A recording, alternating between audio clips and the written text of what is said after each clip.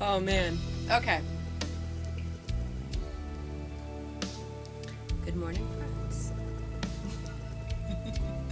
I wanted to have an informal little coffee chat with you and talk to you about Sad Brown Eyes, which is the song that my band, the Feral Folk, has just put out. And part of why I wanted to talk about it is there's some imagery and some messages in there that I don't want to be misinterpreted. And I think it's so important when you're putting art out there for people to enjoy that you also leave something open to interpretation, but maybe not misinterpretation, if that makes any sense. So I wrote Sad Brown Eyes when I was 17, and in a lot of ways it's pretty obvious, especially with the lyrical content and the phrasing. Not to say that it's a bad song, it's just that I can tell that I've evolved as an artist, which is good, because that was like a long time ago, and if I hadn't gone anywhere, maybe this wouldn't be the career for me, right?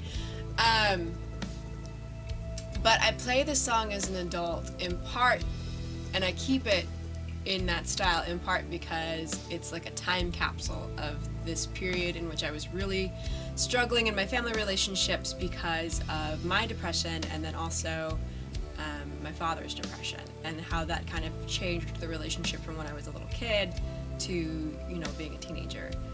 And so especially the chorus, and I didn't, I think, realize this when I wrote it. In my mind, this was just like a very romantic, I was super into like all the young adult fiction because I was a young adult, right?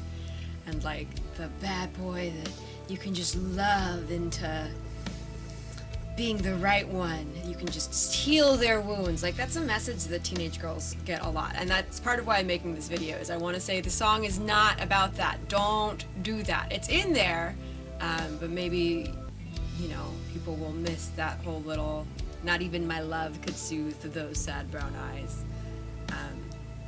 But really the song is about, especially when you're a kid and you've been raised to feel like, because you're empathic and maybe you're in a position of privilege, this was how I was raised, that you have a extra responsibility to tend to other people.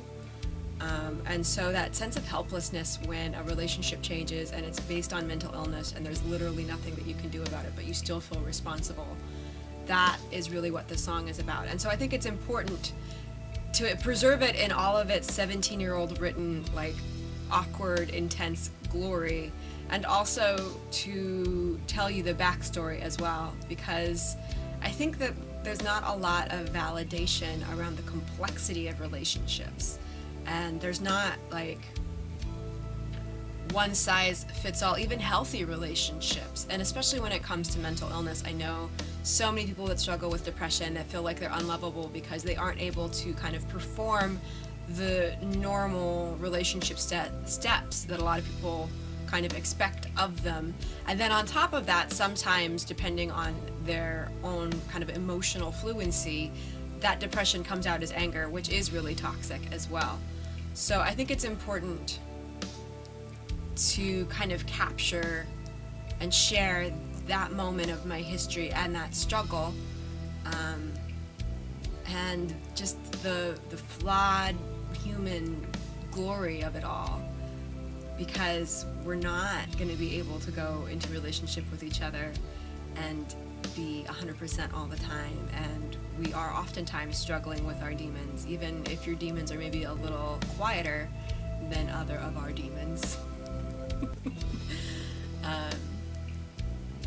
So that's really kind of a thing that I've been thinking about a lot. I used to do this project around February where I try to write healthy love songs, because as a creative person, I didn't really see a lot of examples around me of what creative femininity, adulthood looked like outside of marriage. And I knew that, like, marriage has just never been a very motivating factor to me. Like, if it happens, cool, that would be great. I would love to have a partner that I can share my life with. It just hasn't been like a spark, you know, it doesn't drive me. It's just kind of like, if it doesn't happen, I'm fine.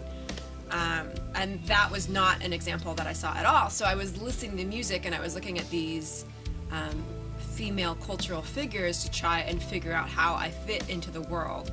And oftentimes when you have really stylized music and art and poetry, and it's really more about capturing an essence, and it's not the full picture, then it can get really confusing. So I continue to think about that as I release art, even as I have, like, you know, not the biggest fan base. I'm no Sarah McLachlan. But I think it is important to kind of share what was happening, why I wrote this song, how it impacts me, and to also actively participate in trying to create a narrative around what it's like to be an artist. Oh, did you hear me stutter over that word? What it's like to be an artist who's in her 30s, who isn't like Hollywood, New York, and who is living her best life, even if it is complicated and challenging and pushes me sometimes. It's still worth it. There's still a place for you, even if you have to make it.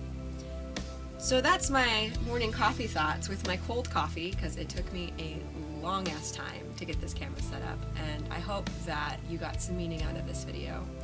Please remember to not only subscribe to my channel here if you enjoy things like this, and music videos and random tarot card readings and all of the things that I do. But also look up Sad Brown Eyes. It's on Spotify, it's on iTunes. Give it a listen. Let me know how it impacts you in the comments below.